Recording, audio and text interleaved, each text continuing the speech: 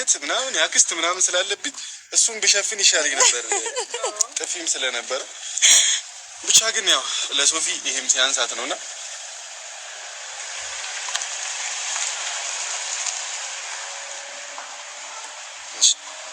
ሲያንሳት ነውና የኔ ቆንጆ አገኘኛለሽ ይላል አረግላት ያንግላልሽ። አሰላሙ አለይኩም ወራህመቱላሂ ወበረካቱ። ወደ ቻናል ቤተሰብ ሰላም እንዴት ናችሁ? እኔ ደህና ነኝ አልሐምዱሊላህ። እንግዲህ ዛሬ ደስ በሚል እና ትንሽ በሚያሳዝን ሁኔታ መጥቻለሁ ማለት ነው። እሱም ደግሞ ፉፉ እንግዲህ ሶፊን ፕራንክ አደረጋት። ፕራንክ ሲያደርጋት እሷ ምንም ሳታጣራ ያው እንግዲህ ፉፉን በጥፊ ያጠናገረችው ማለት ነው። መጨረሻው ደግሞ ደስ የሚል ሰርፕራይዝ ጠብቋት ነበር። እሷ የምታውቀው ነገር የለም እና በጣም በከልቧ አምናውና በፊት የነበራት ህይወት ውስጥ ልቧ ተሰብሮ ስለነበረ ማን ማመን እንዳለባት በከበደበት ጊዜ ላይ ስለሆነች ያለችው አሁን ደግሞ ፉፉም እንደዚህ ያደረገኝ ወይ የሚለው ስሜት ተሰምቷት ፉፉም በጣም ተናዳባት ነበር ማለት ነው። እንዴት እንደዚህ ታደርገኛለህ? እኔ አምኜክ ላግባክ ሲወስን እንደዚህ ትጫወትብኛለህ ብላ በጣም ነበር ተናደደችው እና ሶፊ ብትናደድም አልፈርዳትም። ምክንያቱም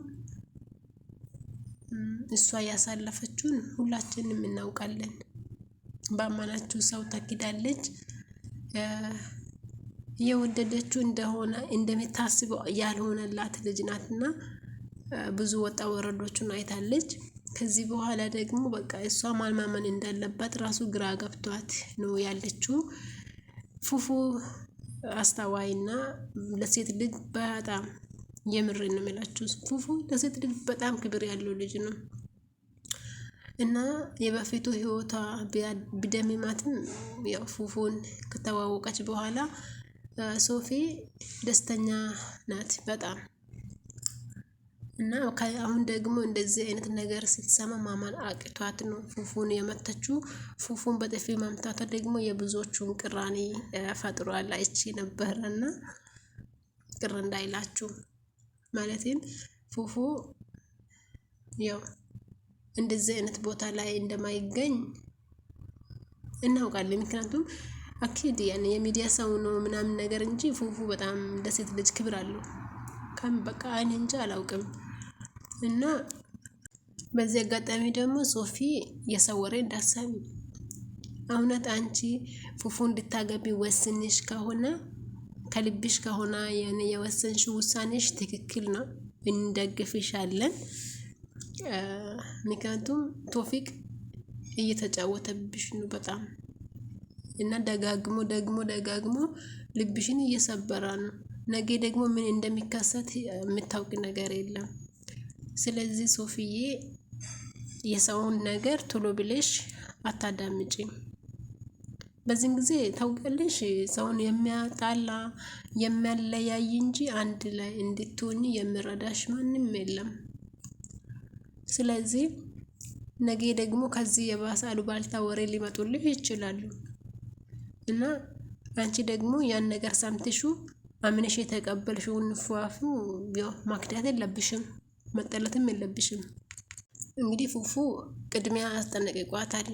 ያንቺና የኔ አንድ መሆን በጣም የሚያሳምማቸውና አንድ መሆናችን የማይፈልጉ ብዙ ሰዎች ስላሉ ቅድሚያ እንድታውቂ የሚፈልግሽ ነገር የማንንም ወሬ እንዳትሰሚ እና አንቺ እንደምታስቢ አይነት ቦታ ላይ እኔ አልውልም፣ አንሱን አንቺም ታውቂያለሽ ብሎ በትንሹም ቢሆን አብራርቷታል።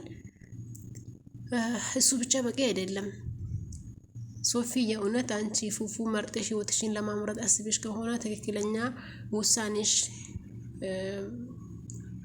እንጃ ውሳኔሽ ትክክል ነው፣ ግን መተግበር አለብሽ። ዋናው መተግበር ነው እንጂ መወሰን ፋይዳ አይደለም። መተግበር ላይ ይሄን ድራማችሁ ፕራንክ ምናምን ተውና እስኪ ተግባር አድርጉት እና ተግባር አድርጋችሁ ላይፋችሁን ደስ በሚል ሁኔታ እንድትቀጠሉ ባይ ነኝ።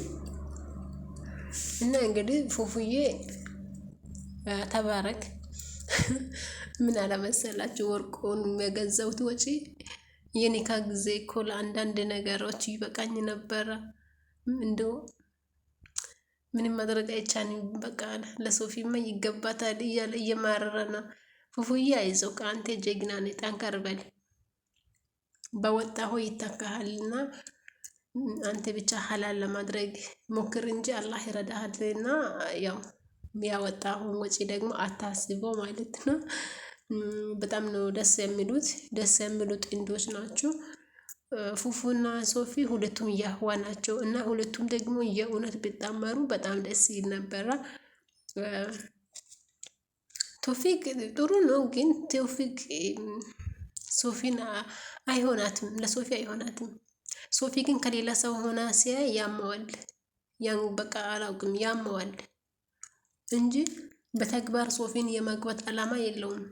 ሲቀጥል ሊያገባት ራሱ አይችልም። ምክንያቱም ሮዚ በቅርቡ ልትወልድ ነው፣ እርጉዝ ናት እና ልጁን ያ ቶፊቅ ነው።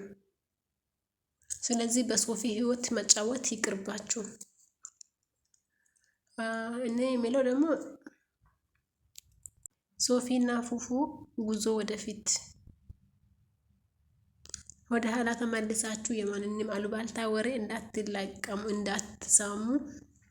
ፉፉ አንተን ብትሆን ሶፊ አንቺም ማንም ቪዲዮ ቀናብሮ መጥቶ ሲያሳይሽ እንደዚህ የዛሬ ስህተትሽ ነገ እንዳይደገም። ምክንያቱም በዚህ ሁኔታ ቀስ በቀስ ጥላቻ ይመጣል። እናንተ እንድትጣሉ ነው እንጂ ሁሉም ሰው የሚፈልገው አንድ ላይ እንድትሆኑ የሚፈልግ የለምና እባክሽ የማንንም ወሬ ሳሰሚ ህይወትሽን እንዴት ማስተካከል እንዳለብሽ ብታስቢው ጥሩ ነው ብዬ አስባለሁኝ።